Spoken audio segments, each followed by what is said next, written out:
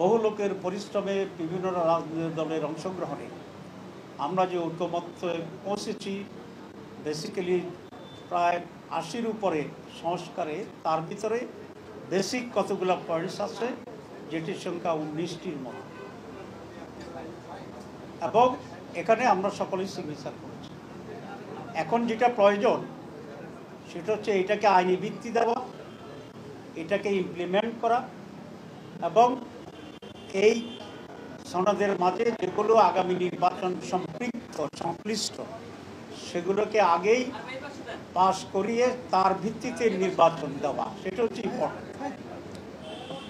আমাদেরকে এটা বলা হয়েছে যে এটা যে সমস্ত পয়েন্টে আপনারা একমত হয়েছেন সেগুলো নিয়েই সনদ, এটা সাইন করুন। ইমপ্লিমেন্টেশনের ব্যাপারে আমরা আপনাদের সাথে একমত হয়েই সেটা আমরা করব।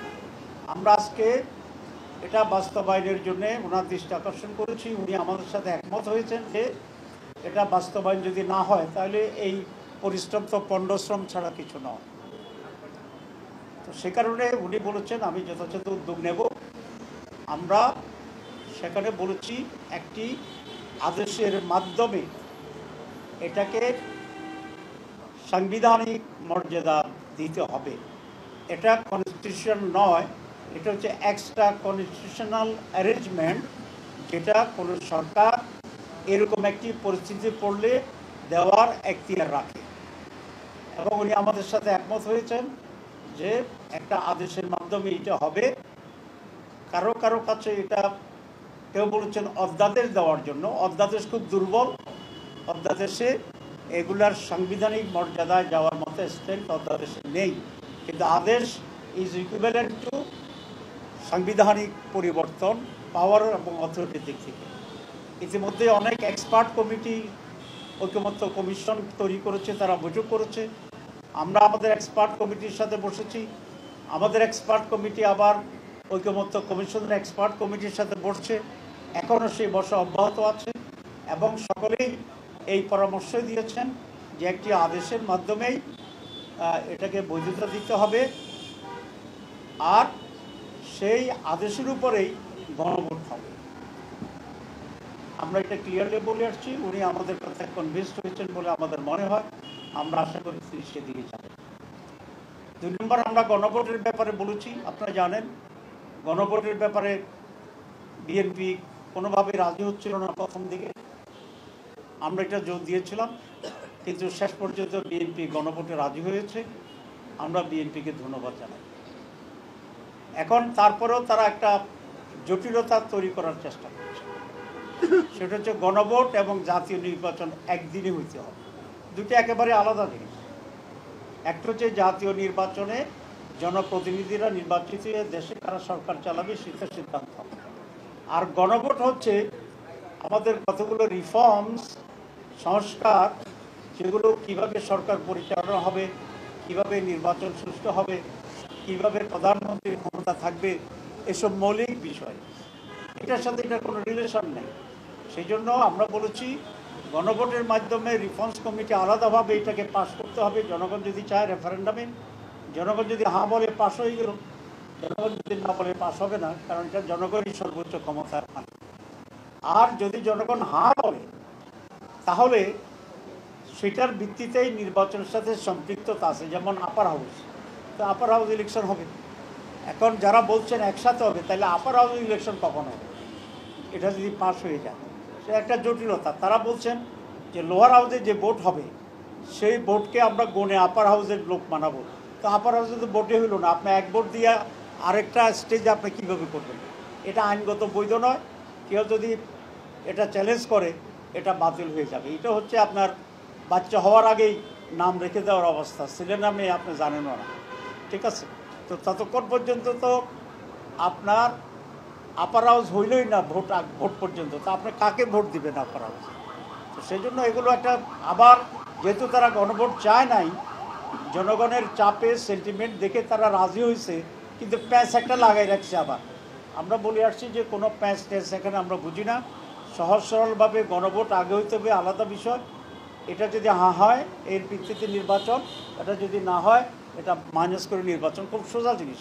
এখন প্রশ্ন তুলেছে তারা যে সময় আছে কিনা, সময় আছে। আপনারা জানেন 2টা গণভোট হয়েছে বাংলাদেশে, 3টা হয়েছে, এর মধ্যে একটা হয়েছে 21 দিনের ব্যবধানে, একটা হচ্ছে 17 দিনের ব্যবধানে।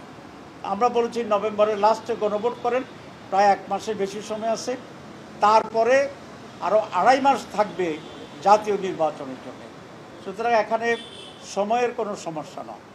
প্রশ্ন তোলা হয়েছে অনেক খরচ হবে, না অনেক খরচ হবে না, কারণ আমরা যে বাক্স কিনবো 2টা নির্বাচনের জন্য কিনবো, আমরা যে মেশিনারিজ কিনবো সব 2টার জন্য কিনবো। এখানে শুধু কালি, ছোট একটা কাগজ আর যাতায়াত ভাড়া, এই কয়েকটি হবে। তো জাতীয় স্বার্থের জন্য যেভাবে কোটি কোটি টাকা আমরা নির্বাচন করি, কেউ যদি এটা বলে যে নির্বাচন দরকার নাই কারণ এখানে প্রায় 1000 কোটি টাকা খরচ হয়, তো এটা কি যুক্তিগ্রাহ্য হবে?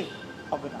তো দেশের কল্যাণের জন্যে কিছু টাকা খরচ করে একটি সুষ্ঠুতার সাথে যদি আমরা জাতীয় নির্বাচনে যেতে পারি, তাহলে এটা সবচেয়ে উত্তম। মানুষ বুঝলো যে সে কৃষির উপর ভোট দিচ্ছে, কোনটা কোনটা রিফর্মস হলো, কোনটা হলো না।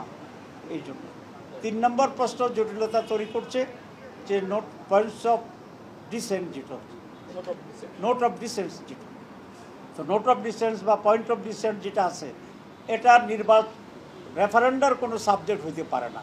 যেমন আমরা 31টি দল আলোচনা করেছি, 29টি আমরা একমত হয়েছি, সেটাই তো সিদ্ধান্ত হয়েছে। 2 দল বলছে আমরা মানি না, তাহলে সিদ্ধান্ত তো হয়েছে একটা, আপনার সিদ্ধান্তের সাথে দ্বিমত, এটাই তো নোট অফ ডিসেন্ট। তো যেটার সিদ্ধান্ত এটার উপরে রেফারেন্ডাম হবে। একটা দল মানি না, 2টা দল মানি না, এটার উপর তো রেফারেন্ডাম হতে পারে না। তাহলে 31টা দলের 31টা নোট অফ ডিসেন্ট আছে, তো সেগুলো কি ওইভাবে হবে? সেটা হইতে পারে না। সুতরাং এগুলো একটা জটিলতা তৈরির একটা প্রক্রিয়া। আমরা খুব সহজ সরলভাবে যেটা সঠিক সেভাবে আমরা অগ্রসর হতে চাচ্ছি, কারণ আমরা চাই এই জাতি আজকে যে পরিস্থিতি এবং অবস্থা তৈরি করছে, এখানে একটি ঐক্যমতের ভিত্তিতে একটি সুষ্ঠু, নিরপেক্ষ, সকলের অংশগ্রহণমূলক, জনগণের অংশগ্রহণমূলক একটা নির্বাচন আমাদের জন্য জরুরি, দেশকে স্থিতিশীল করার জন্যে।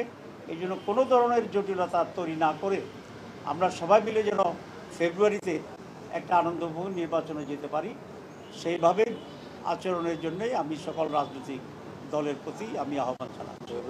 আমরা 3 নম্বর যে অংশটি আমরা বলছি সেটা হচ্ছে, আপনারা জানেন ইলেকশন কমিশনে, সচিবালয়ে, পুলিশ প্রশাসনে আজকে সেখানে প্রায় 70-80% অফিসারেই একটি দলের আনুগত্য করছে, তাদের মাধ্যমে এটা হচ্ছে। আমরা গেলে তারা বলে যে প্রচণ্ড চাপ, তো চাপ কোত্থেকে? একটি দল থেকে আসছে তারা বলেছে, এবং পুলিশে একই অবস্থা আছে। তারপরে আপনার আজকে আমি বলেছিলাম যে আমাদের যে প্রসিকিউটর যারা হয় ওখানে 80% হচ্ছে একটি বিশেষ দলের। অবশ্য ওনাদের কেউ বলেছেন যে না, এটা 80 না 65, তো 65ও যদি হয় তাহলে তো অনেক বেশি হয়ে গেল। একটা দল 65 আর বাংলাদেশ 35, সারা বাংলাদেশ। তো এই যে ইমব্যালেন্সটা হয়ে আছে, আমরা বলেছি আপনি কেয়ারটেকার গভর্নমেন্টের মতো আছেন, নিরপেক্ষ সরকার, আপনি এটাকে লেভেল প্লেইং ফিল্ড করেন, সকলের জন্য সমতল ভূমি তৈরি করেন, এবং নির্বাচনের আগে আপনি যেখানে যেখানে রদবদল করা দরকার আপনি রদবদল করেন। এবং সেক্ষেত্রে উনি আমাদেরকে বলেছে উনি নিজে তত্ত্বাবধান করবেন এবং লটারি সিস্টেমে উনি পোস্টিং ঠিক করবেন। তো আমরা বলেছি আমাদের কোনো আপত্তি নেই, আপনি লটারি টানেন দেন, লটারি টানেন দেন, তবে লটারির পিছনে যেন কোনো একটা ভূত সেখানে দাঁড়াইয়া না থাকে, এটা দেখতে হবে। ঠিক আছে, আমরা এটা আমরা বলেছি যে লেভেল প্লেইং ফিল্ডের জন্য প্রশাসনকে রদবদল করতে হবে, এবং সেটা যদি উনি লটারি সিস্টেমে করেন এটার সাথে আমরা একমত হয়েছি। আমরা আরেকটা পয়েন্টস আমার প্রাসঙ্গিক স্লিপ হয়ে গেছে, সেটা হচ্ছে এই যে রিফর্মস হচ্ছে এটার যে ডিক্লারেশনটা, এই ডিক্লারেশনটা বা আদেশটা কে দিবে এই নিয়ে একটা প্রশ্ন এখন উঠেছে। আমরা বলে আসছি যদি আইনে কাভার করে এবং আইনগতভাবে যদি কোনো ব্যত্যয় না ঘটে, তাহলে আমরা চাই চিফ অ্যাডভাইজার এই আদেশটি দিবেন, প্রেসিডেন্ট এটা দিবেন না। কারণ এই প্রেসিডেন্ট তো কাদের প্রোডাক্ট এটা আপনারা জানেন, ব্যাখ্যা করতে চাই। ওনারা আমাকে বলেছেন যে ওনারা আইনগত দিকটা পর্যালোচনা করবেন, যদি আইনগত কোনো সমস্যা না হয় তাহলে প্রেসিডেন্ট নয়, এই ঘোষণাটা প্রধান উপদেষ্টাই দিবেন। এটা আজকে আমরা মত দিয়েছি, ওদিন আমরা এটা নিয়ে আলোচনা করি। এরপরে যেটা আমরা বলেছি সেটা হচ্ছে বিভিন্ন জায়গায় আইন শৃঙ্খলা পরিস্থিতির অবনতি ঘটছে এবং কবিরহাট নামে নোয়াখালীর একটা জায়গা আপনারা দেখেছেন 2 দিন আগে ছাত্র শিবিরের একটা মিটিং হতেছিল, সেখানে বিএনপির লোকেরা প্রকাশ্যে হামলা করেছে, আপনারা কাভার করেছেন, জাতীয় লিগে আসছে, আপনাদেরকে ধন্যবাদ জানাই। আমরা এটা ওনার দৃষ্টি আকর্ষণ করছি যে এইরকম যদি এখনই শুরু হয় তাহলে নির্বাচন কি হবে। মর্নিং শোজ দ্য ডে, আমরা জানি তো এটা মর্নিং শোজ দ্য ডে, সুতরাং ওনারা এখনই শুরু করছেন।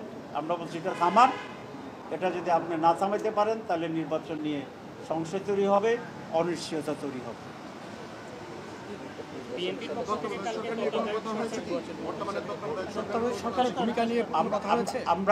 আমরা আরেকটি ডিসকাস করেছি। আপনারা জানেন যারা পোলিং অফিসার এবং প্রিসাইডিং অফিসার যারা আছে, আনসার বাহিনীর আছে, তারা ভোট দিতে পারে না। এর সংখ্যা প্রায় লক্ষ লক্ষ। আমরা আজকে বলেছি যে প্রবাসীদের ভোটের ব্যবস্থা করছে গভর্নমেন্ট, সুতরাং তাদের ভোটের ব্যবস্থা করাটাও এটা জরুরি। ওনারা খুবই খুশি হয়েছে এটাতে, যে বলছে যে না এটা ইম্পর্টেন্ট পয়েন্টস, তারা সেখানে আলোচনা করবে। তত্ত্বাবধায়ক সরকারের বিষয়ে আমরা আলোচনা করিনি 2টি কারণে। এক, তত্ত্বাবধায়ক সরকারটা ব্যাপারে এখনও সুপ্রিম কোর্টে শুনানি হচ্ছে, সুতরাং সুপ্রিম কোর্টের যেহেতু এটা প্রিজুডিস, আমরা সুপ্রিম কোর্টের রায়ের অপেক্ষায় আছি। সুপ্রিম যে রায় দেয় সেই লাইনেই আমরা তখন কেয়ারটেকার ইস্যুটা আমরা সেখানে আলোচনায় আনব। কারণ এখনই যদি আমরা করি তাহলে এটি ম্যাচিউরড হবে এবং সেটার যথার্থতা নাও হতে পারে। আমরা মনে করি এই গভর্নমেন্ট এখন যে ইন্টারিম আছে তারা এখন ইন্টারিম থাকবে, যদি কোনো ব্যত্যয় না হয় সুপ্রিম কোর্টের অর্ডারে, তাহলে এই সরকারেই কেয়ারটেকার সরকারের ভূমিকা পালন করবেন, এটা আমরা আশা করি এবং সেই হিসাবে তারা যথার্থ ভূমিকা সেখানে অবশ্যই। প্রধানমন্ত্রী আমাদের বক্তব্য খুবই শুনেছেন, আমাদের ধারণা যে আমাদের যুক্তি উনি আমাদের যুক্তিকে ভ্যালু দিচ্ছেন বলে আমি মনে করি। আমরা সরকারের যারা উপদেষ্টা আছে তাদের ব্যাপারে বলেছি, সকলের ব্যাপারে নয়।